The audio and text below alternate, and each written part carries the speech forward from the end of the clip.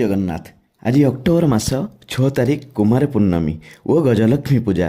ହେ ମୋର ଜଗନ୍ନାଥ ପ୍ରେମୀ ବନ୍ଧୁଗଣ, ଆଜି ଏହି ଉପାୟ ପ୍ରତ୍ୟେକ ବିବାହିତ ନାରୀ କଲେ ମା ଲକ୍ଷ୍ମୀ ବହୁତ ସନ୍ତୁଷ୍ଟ ହୋଇଥାନ୍ତି। ଏହି ସହଜ ସରଳ ଉପାୟଟି ହେଲା, ଯଦି ଘରେ ଲକ୍ଷ୍ମୀ ପୂଜା କରୁଛନ୍ତି ଗୋଟିଏ ପଦ୍ମ ମା ଲକ୍ଷ୍ମୀଙ୍କୁ ଅର୍ପଣ କରନ୍ତୁ। ଯଦି ଘରେ ପୂଜା ହେଉନାହିଁ ତେବେ ଲକ୍ଷ୍ମୀ ପୂଜା ପେଣ୍ଡାଲକୁ ଯାଇ ଏକ ପଦ୍ମ ମାଙ୍କୁ ଅର୍ପଣ କରନ୍ତୁ। ଧନଧାନ୍ୟରେ ଅଭାବ ରହିବନି ଆଜ୍ଞା, ଏହା ଶାସ୍ତ୍ରରେ ଅଛି। ପଦ୍ମାଳୟା ତାଙ୍କ ନାମ ପରା।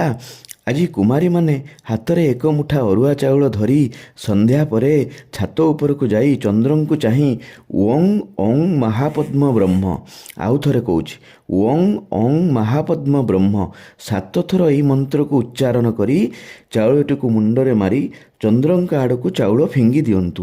ଉଭୟ ମା ଲକ୍ଷ୍ମୀ ଓ ଚନ୍ଦ୍ର ପ୍ରସନ୍ନ ହେବେ, କାରଣ ଲକ୍ଷ୍ମୀଙ୍କର ଭାଇ ହେଉଛନ୍ତି ଚନ୍ଦ୍ର। ଯେତେ ପୂର୍ଣ୍ଣମୀ ଅଛି, ଆଜିର ପୂର୍ଣ୍ଣମୀରେ ଚନ୍ଦ୍ର ସବୁଠାରୁ ଉଜ୍ଜଳ ଦେଖାଯାଆନ୍ତି। କୁମାରୀମାନେ ଏହି ଉପାୟ କଲେ ଭଲ ଘର ଭଲ ବର ପାଆନ୍ତି, ସେମାନଙ୍କର ଦାମ୍ପତ୍ୟ ଜୀବନ ଖୁସିରେ କଟେ।